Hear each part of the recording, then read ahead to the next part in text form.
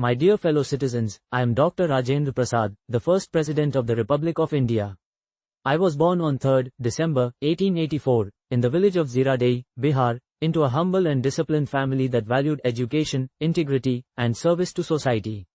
From an early age, learning was my greatest passion. I was fortunate to excel academically, earning the highest honors in law from the University of Calcutta. However, my life took a decisive turn when I came under the inspiring influence of Mahatma Gandhi.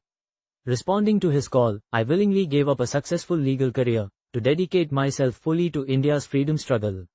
I actively participated in the non-cooperation movement, the Salt Satyagraha, and the Quit India movement, and I faced imprisonment several times in service of our nation.